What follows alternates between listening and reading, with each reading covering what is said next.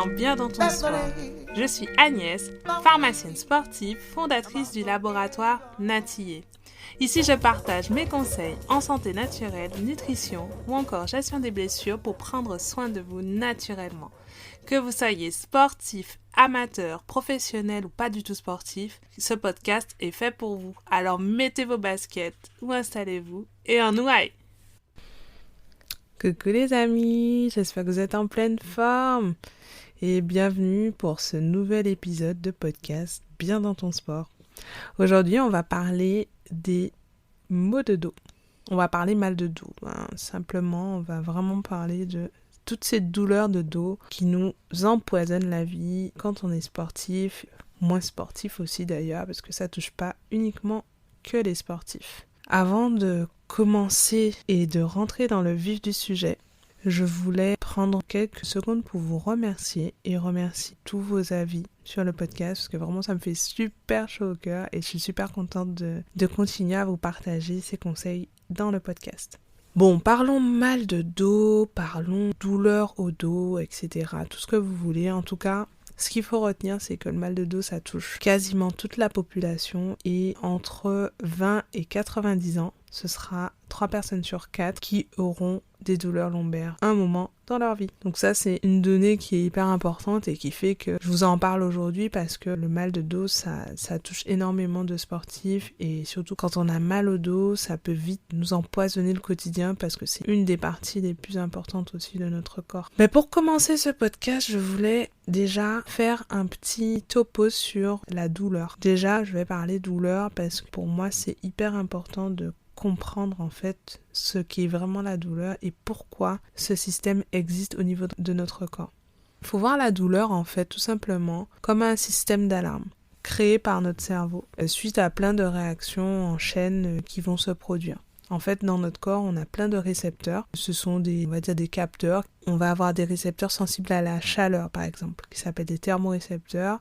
Si on met typiquement notre main sur une plaque chaude, on va activer ces thermorécepteurs qui vont envoyer un signal très rapide au cerveau en lui disant « enlève ta main ». Sinon, brûlure assurée. Et du coup, on va avoir cette douleur qui sera déclenchée et qui va faire qu'on va avoir le réflexe d'enlever sa main. En tout cas, c'est ce qui est censé se passer dans des conditions normales. Donc, douleur égale système d'alarme. Ça, c'est vraiment quelque chose que j'aimerais vous dire pour retenir que la douleur, c'est vraiment surtout un système de défense créé par notre corps. Et cette douleur, elle est là aussi pour protéger les tissus qui sont abîmés. Par exemple, si on reprend l'exemple de notre plaque chauffante et de la main, on aura mal.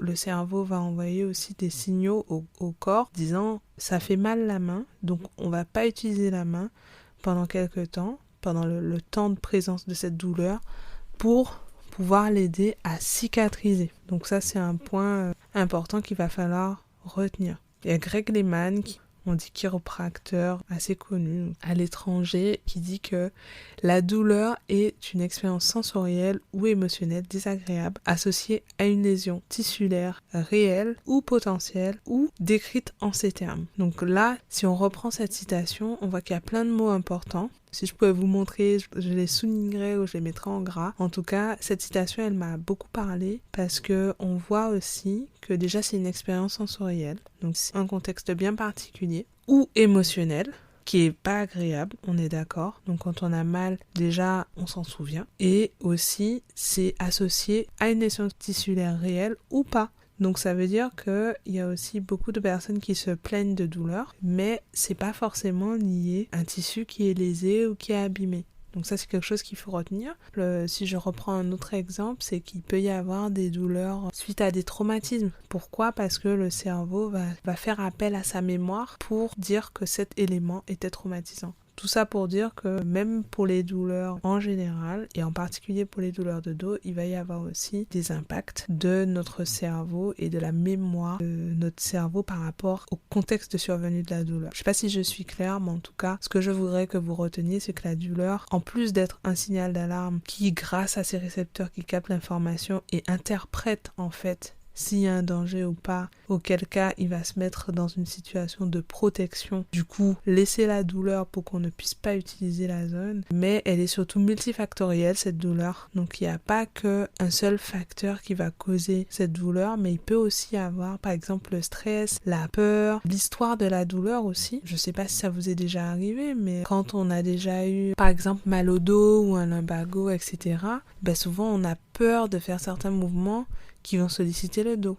C'est pareil quand on s'est déjà fait une rupture de ligament croisé, quand on est sportif, même si on le retravaille, même si on se rééduque, même si on fait beaucoup de kiné, il y aura quand même des mouvements liés à l'utilisation de nos ligaments et de notre genou qui vont faire qu'on aura soit une appréhension, soit on aura tout simplement une douleur qui va revenir du fait de l'interprétation de notre cerveau. Et aussi, je voulais mettre un petit highlight si je peux employer ce terme anglais, sur le fait que la douleur n'est pas forcément un indicateur de l'état du tissu lésé. C'est-à-dire que on peut avoir très très très mal, mais en fait, en réalité, si on regarde par imagerie, on fait une radio, une écho, ou ce qu'on veut selon la structure qu'on va regarder, eh bien on voit que le tissu est pas forcément hyper abîmé comme ce qu'on pensait avoir. C'est pas parce que ça fait très mal que le tissu est très abîmé. Et inversement. Par exemple aussi, l'exemple de la crise cardiaque. Quand on fait une crise cardiaque,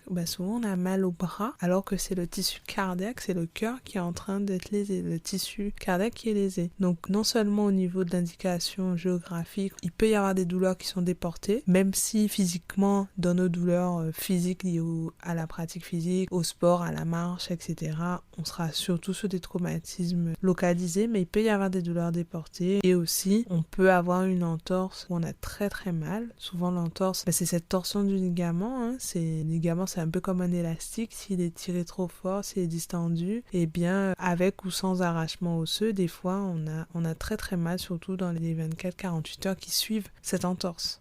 Et ça veut pas forcément dire que c'est une entorse très très grave et que vous avez forcément une fracture, un arrachement osseux associé. On est toujours sur les maux de dos.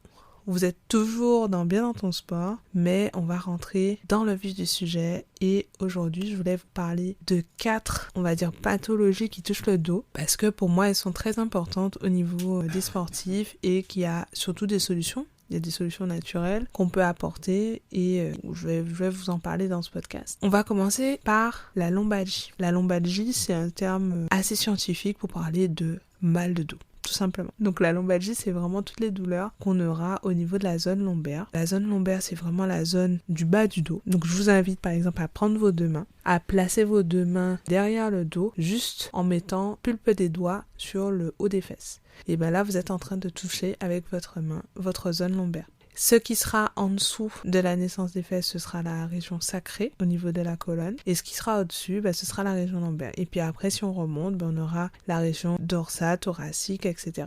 Donc pour revenir à notre colonne, elle est là pour porter le poids du corps, surtout porter le poids de la tête qui est un des éléments les plus lourds de notre corps. Et notre colonne, elle est solide. Je vous rassure, c'est quelque chose qui a été très très bien étudié. Et surtout notre colonne vertébrale, c'est un empilement d'os qui est vraiment savamment empilé avec entre ses os des disques, ce qu'on appelle les disques intervertébraux, qui vont servir d'amortisseurs et qui vont permettre d'encaisser les mouvements, les chocs, mais aussi les changements de direction. En revanche, quand on a un effort excessif qui n'est pas contrôlé, souvent on va avoir cette douleur au niveau lombaire. Et souvent, au niveau des maux de dos et des lombalgies communes, il n'y a pas qu'une cause physique. Souvent, lorsque on parle de lombalgie, qu'elle soit chronique ou non, chronique ça veut dire quand on a mal depuis plus de 3 mois, mais que ce mal de dos soit chronique ou non, souvent, si on creuse dans l'histoire de ces douleurs-là, on va voir qu'il peut y avoir un peu de stress, un peu de sédentarité.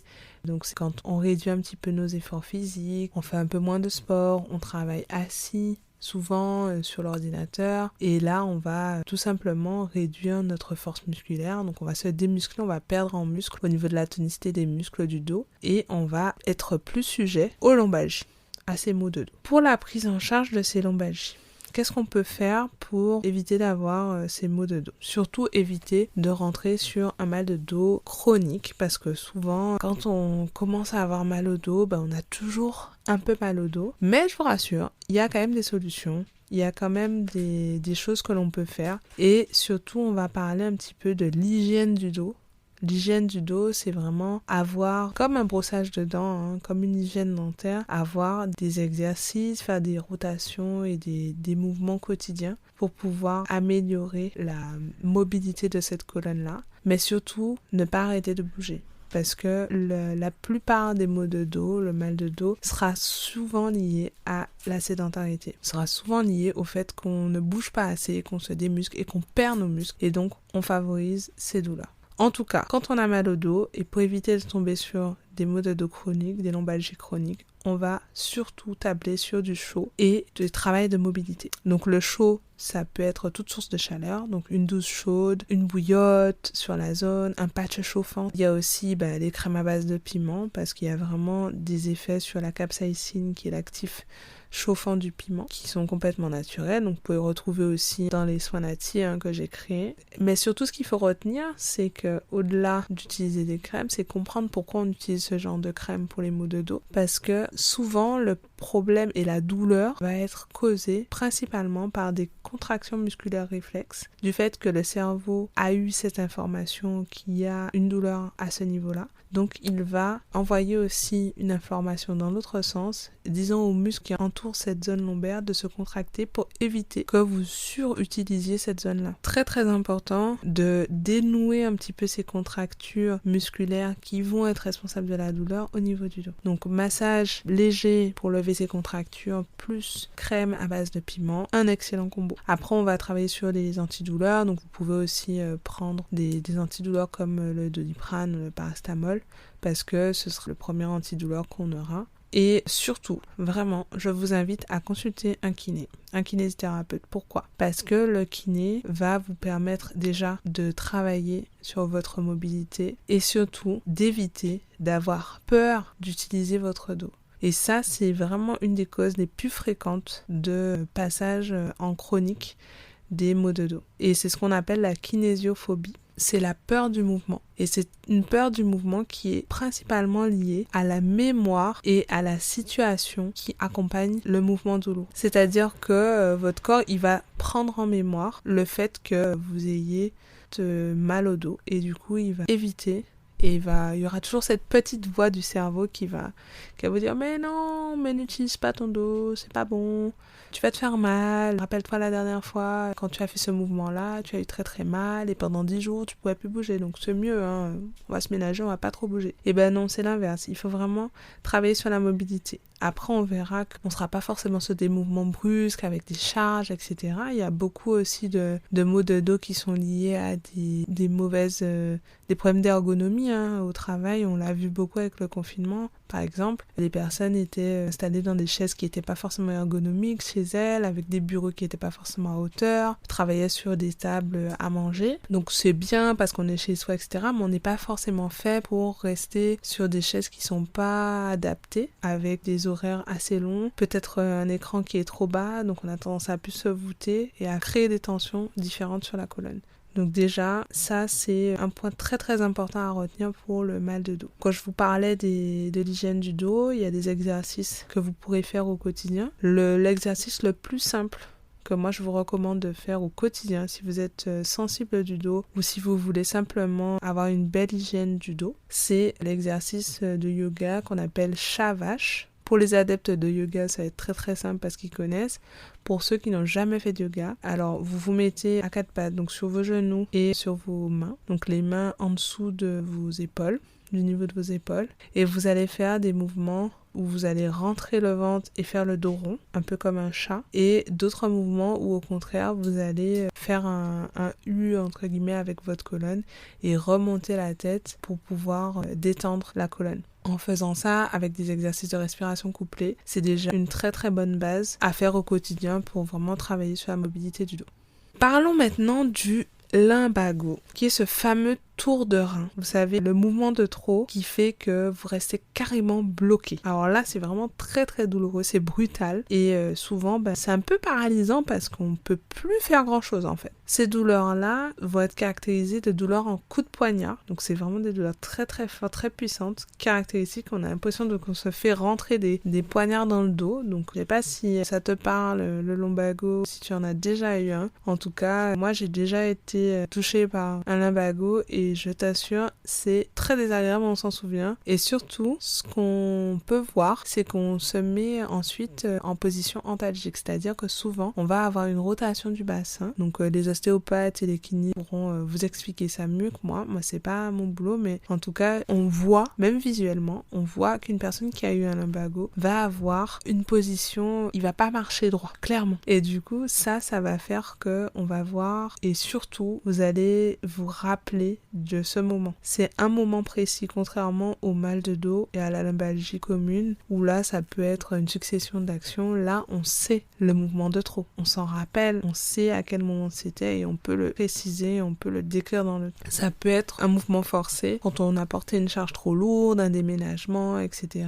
Une haltère qui était trop lourde, avec un changement de direction souvent. Donc après, ça peut aussi arriver à un lumbago avec des mouvements du quotidien, mais c'est souvent parce que, par exemple, sportivement ou physiquement, vous avez un peu forcé, vous êtes un peu stressé, donc il y a toujours une base de stress et un contexte au mot de dos. On dit d'ailleurs que le dos, c'est le poids des responsabilités du stress, on a tout sur les épaules, il y a pas mal d'expressions autour du dos, donc une réelle signification autour de ça, mais surtout vous dire que c'est un mouvement bien identifié, c'est au niveau de la zone lombaire souvent, ou en tout cas à la jonction entre les vertèbres thoraciques et les vertèbres lombaires, et on a vraiment cette douleur significative, très invalidante. Et alors, comment on va faire pour prendre en charge naturellement ce lumbago, ce fameux tour de rein ? Eh bien, on va encore et toujours utiliser du chaud. Alors là, sur le lumbago, on va essayer de quand même temporiser. On va pas forcément être sur une mobilité hyper importante, mais par contre, on va conserver la chaleur,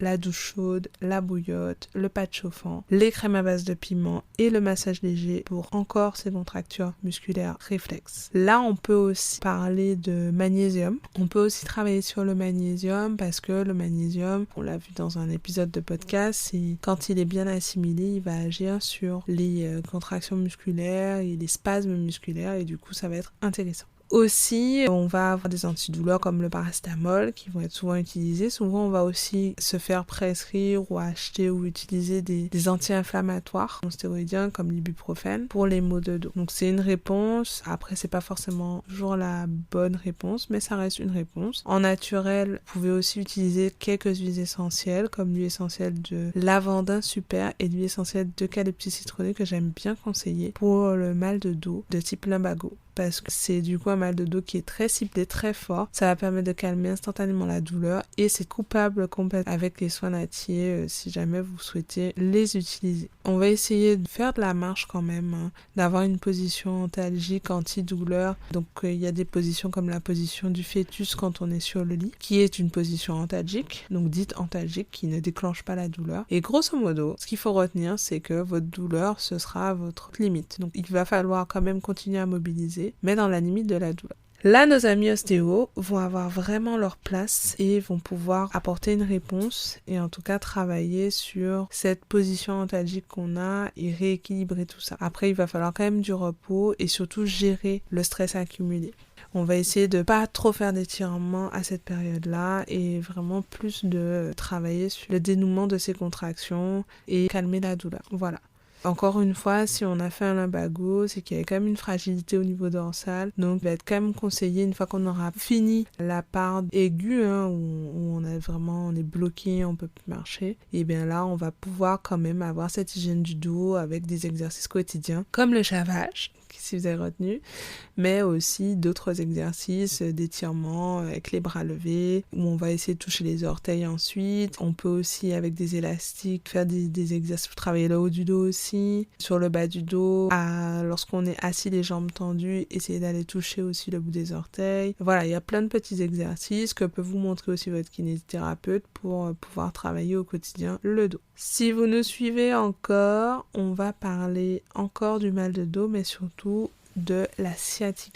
La sciatalgie, c'est vraiment une compression nerveuse en fait. C'est vraiment le nerf qui est comprimé et qui peut causer des douleurs irradiantes qui vont irradier jusque dans la jambe.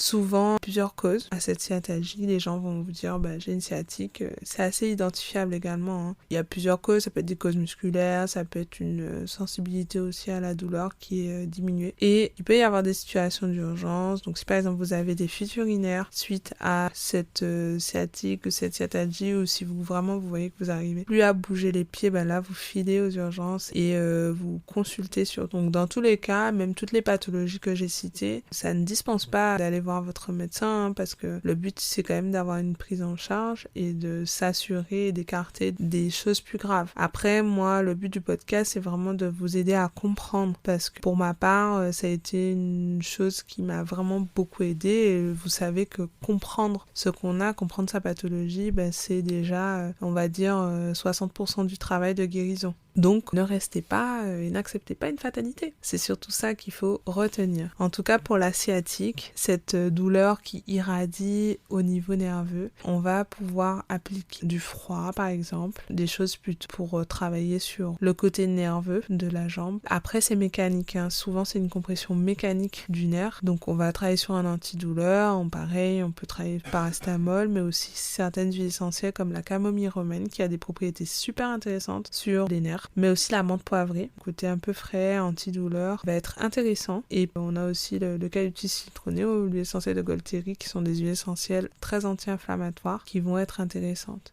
Comme c'est mécanique, l'ostéopathie va être un bel atout, moi je trouve, pour la prise en charge au naturel de la sciatique, pour essayer de libérer les tensions qui vont aller appuyer et pincer ce nerf sciatique. Donc il faut savoir qu'on en a un qui va descendre dans chaque jambe, donc on n'a pas une sciatique, mais plutôt des sciatiques, faudrait dire.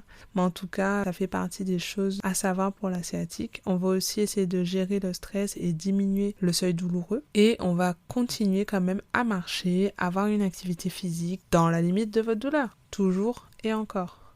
On parle bien de la douleur. Après, le piment, encore une fois, donc dans les soins natifs, vous allez retrouver le Linamove avec du piment. Je suis d'accord que c'est pas forcément froid, mais en tout cas, il y a des études qui montrent l'action de l'actif chauffant du piment sur des douleurs nerveuses. D'où l'intérêt de pouvoir l'utiliser. Après, il n'y a pas forcément d'intérêt de se masser pour une sciatique. Mais si ça vous fait du bien, encore une fois, n'hésitez pas à le pratiquer. Le but, c'est de prendre soin de vous et que ça soit en accord avec votre corps. Il y a aussi l'hernie discale, enfin. Donc on a vu les lombalgies, les maux de dos classiques ou chroniques, on a vu le lumbago qui est ce tour de rein, on a vu aussi la sciatique avec l'irradiation nerveuse qui peut aller jusque dans le pied. Et je vais juste faire un petit mot sur l'hernie discale. L'hernie discale, parce que souvent on peut entendre ou on peut avoir un diagnostic ou un médecin du sport ou un médecin qui vous dit vous souffrez d'une hernie discale. C'est tout simplement un pincement de ce disque dont on parlait au tout début du podcast, qui est entre deux vertèbres et qui va aller, ce pincement, compresser les racines où passent les nerfs. Donc il y aura vraiment une douleur, il y aura de l'irradiation. Donc c'est aussi des douleurs qui sont assez importantes. Et souvent la cause c'est baisse de l'intensité, une fonte musculaire ou alors une usure par du sport intense. Donc il y a vraiment un intérêt à maintenir sa masse musculaire au niveau du dos. Un dos musclé sera un dos en bonne santé en général. Dans la mesure où il n'y a pas trop de déséquilibre musculaire, on arrivera à prévenir des douleurs du dos. Donc l'hernie discale, c'est vraiment ce pincement. Et dans la prise en charge, on est surtout sur du mouvement et d'hydratation. Donc boire, vraiment être hydraté, vous hydrater. Pourquoi ? Parce que le disque intervertébral, c'est un disque qui est composé de beaucoup d'eau. Et en hydratant, on a vraiment un disque qui a les mêmes propriétés que l'eau. Vous savez, cette eau qui est incompressible. Si vous prenez un bac d'un litre d'eau et que vous essayez d'appuyer dessus, vous n'allez pas y arriver. Parce que c'est une des propriétés de l'eau. C'est pareil. Au niveau des disques, le but, c'est de maintenir cette intégrité et le fait que ce disque il soit de bonne qualité.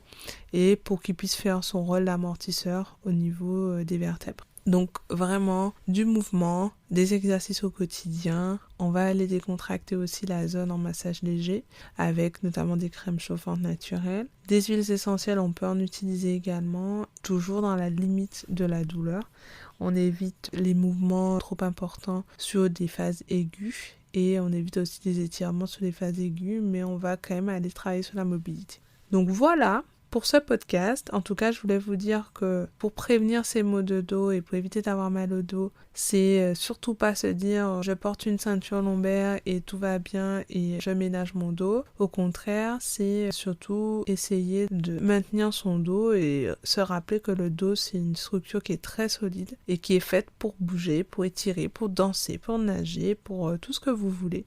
Et du coup, tout ça, ça vous évitera d'avoir mal au dos. Après, au niveau des choses à retenir, on a parlé aussi du chaud beaucoup dans les solutions naturelles de prise en charge pour le mal de dos. Donc, rappelez-vous, toi qui écoutes ce podcast, pense au chaud face au mal de dos. Donc, une bouillotte, une poche de gel chauffée, un linge mouillé, une bouillotte écosse foncée avec des graines de lin, ce que vous voulez, mais en tout cas, pensez au chaud. Enfin, on a beaucoup parlé aussi du piment. Oui, le piment a des propriétés très intéressantes sur la douleur, mais aussi sur prise en charge et encore une fois une solution naturelle pour accompagner le mal de dos. Il va permettre d'échauffer la zone, mais aussi il va permettre de décontracter, d'enlever ces contractions musculaires réflexes qui nous empêchent de bouger, nous empêchent d'avoir nos mouvements qualitatifs. Donc vraiment, ne vous privez pas de choses qui pourraient faire du bien à votre dos. Vous avez aussi les huiles essentielles, donc j'en ai cité quelques-unes, mais sachez que ça peut être intéressant de rajouter quelques boosters d'huiles essentielles comme la Golterie, comme l'eucalyptus citronné dont j'ai parlé, comme la camomille romaine qui est intéressante pour notamment les sciatalgies, les douleurs de sciatique. Voilà, les amis, merci à tous pour cette écoute, merci d'être aussi fidèles. Si vous êtes encore là, c'est que vous avez été au bout du podcast. J'espère qu'il a été intéressant, que vous avez appris des choses. Donc je vous retrouve dans un prochain épisode de podcast. N'hésitez pas à nous donner des sujets qui vous intéresseraient sur le podcast et d'en parler autour de vous. Je vous souhaite une bonne fin de journée, soirée, nuit, où que vous soyez. Merci à tous et à bientôt. Ciao, ciao.